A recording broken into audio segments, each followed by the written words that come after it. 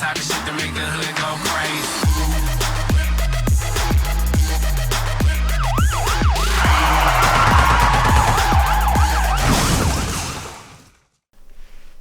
Alright guys, how's it going?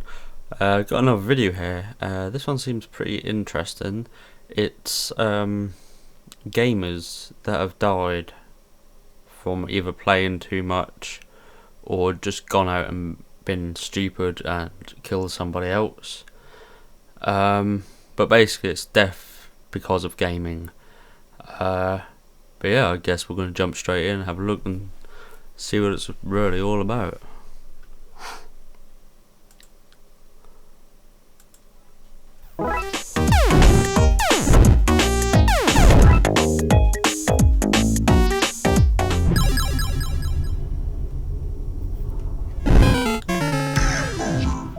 In 2007, 16-year-old Daniel Petrick shot both of his parents over a disagreement about Halo 3. After his parents found out that he had purchased the game against their wishes, they took it away and locked it in the home safe. Daniel found the key to unlock the safe. Unfortunately, his game was right next to a gun. Reacting on impulse, Daniel grabbed the gun. He then snuck up behind his parents and said, "Would you close your eyes? I have a surprise for you." Then he shot them both, killing his mother and critically injuring his father. After Daniel shot both of his parents, he then put the gun in his father's hand so he could make it look like a murder-suicide. As the police arrived on scene, they found Daniel trying to flee in the family van, with the Halo 3 game in the passenger's seat. Because of his age, Daniel could not have been given the death penalty. He was given life in prison and won't be eligible for parole until 2032. Fucking hell.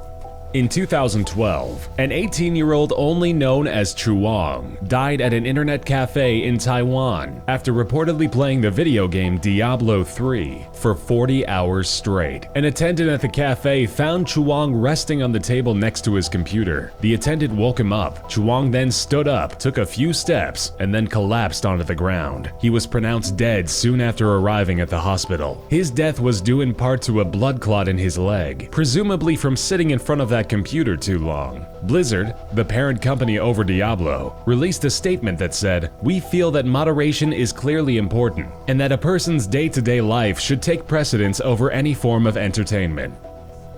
A 17-year-old Philippine teen murdered his own grandmother after she interrupted his Dota match. The teen had been playing Defense of the Ancients in a neighborhood internet cafe. His grandmother, who told him not to play that game anymore, went to pick him up and return him to their home. When the woman began scolding him about the game, he alleges that he blacked out and beat his 68-year-old grandmother to death. The teen cleaned up the bloody crime scene and called his aunt, who then called the police. The victim was found with wounds on her neck, chest, head, and arms. Police officers also found blood-stained ceramic shards of what appeared to be a smashed vase in a garbage bin in the front yard. The grandmother, who had raised the boy since early childhood on her own, was killed because the boy wanted to play a video game.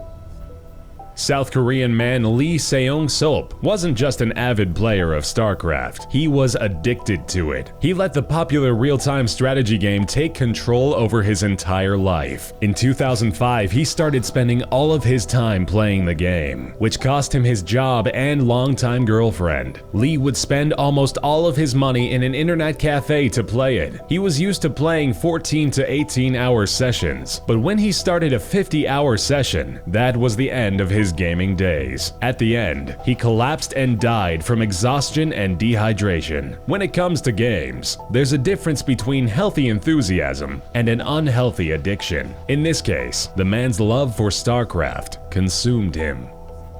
17-year-old Warren LeBlanc of Leicestershire, England, got life in prison for emulating a death scene in a video game in 2004. The game in question? Manhunt. The game was developed by Rockstar North. Armed with a knife and a claw hammer, Warren lured 14-year-old Stefan Pakira to a nearby park. He bludgeoned and stabbed the boy over 50 times until he died. In the trial, the mother of the victim was forced to leave the room, as details of her son's horrific murder were explained to the court. At the end of the proceedings, the judge stated, "One thing is clear. You and you alone were responsible for this prolonged, vicious, and murderous attack on someone who thought of you as a friend." In 2013, an 8-year-old Louisiana boy intentionally shot and killed 87-year-old Mary Smothers, his own grandmother. The event happened only minutes after the boy started playing Grand Theft Auto. Authorities believe he intentionally shot Mrs. Smothers in the back of the head as she sat in her living room watching television. Family and friends of the victim have stated that the victim and the juvenile had a normal, loving relationship and even shared the same bedroom. The sheriff's department released a statement saying investigators have learned that the juvenile suspect was playing Grand Theft Auto 4 just minutes before the homicide occurred. The boy, now living with his parents, won't face charges. Under Louisiana law, a child younger than 10 is exempt from criminal responsibility. 18-year-old Devin Moore was actually arrested for Grand Theft Auto, not the game, the real-life crime, in 2003. While being processed at the police station, he lunged at one of the officers and grabbed his .40 caliber Glock. He shot him and 2 other police officers in the head as he made his way out of the station to then steal a police cruiser. Once caught and handcuffed, Moore uttered, "Life is a video game. You've got to die sometime." In the trial, his defense team tried to use the Rockstar game Grand Theft Auto Vice City as a scapegoat for the young man's violent acts. Ultimately, Devin was sentenced to death by lethal injection. In 2014, an 11-year-old boy in the Philippines was stabbed to death by a 16-year-old male. Allegedly, the 11-year-old victim hacked into the older teen's online Dota 2 account. According to the family and police investigations, the victim was taken to a construction site where he was beat up by the suspect. His head was slammed on the walls repeatedly before being stabbed over 40 times. The 16-year-old suspect denied any contact with the victim. However, he was found with heavily blood-stained shorts and drops of blood leading up to his house. The stabbing was so horrific that the mother couldn't recognize her own son.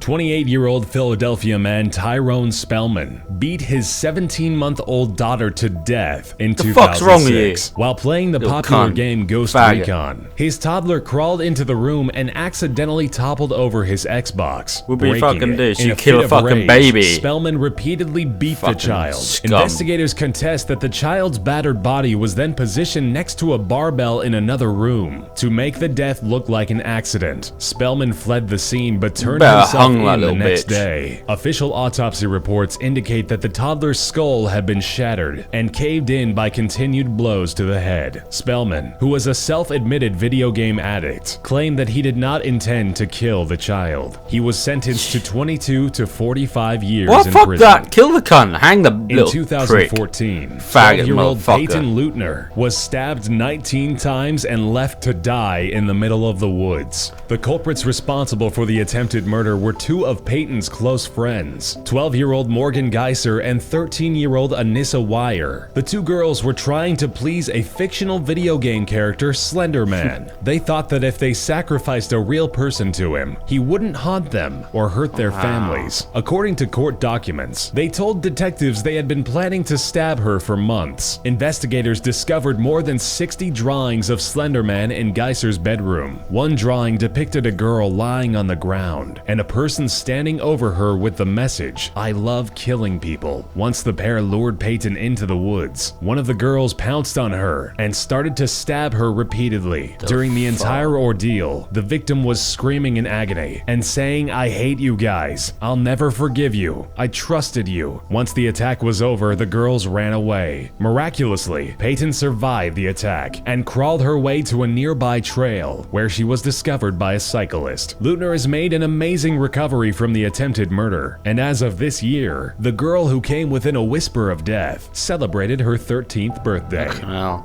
at least she survived. Holy shit. I mean, that little fucking fag ass bitch who beat a 17-month-old baby to death? The fuck's wrong with you? What's fucking wrong with the fucking court system, man? What are you putting him in prison for? Hang the little twat. Fuck's sake. Wow. That really pisses me off when people go around hurting kids, man. They can't defend themselves. What the fuck? You think you're tough because you're fucking beating a kid? Fucking fag. Wow, that pisses me off so much. Yeah, thanks for watching. Hope you enjoyed. Leave a like, comment, and all the good stuff. And I will see you in the next video.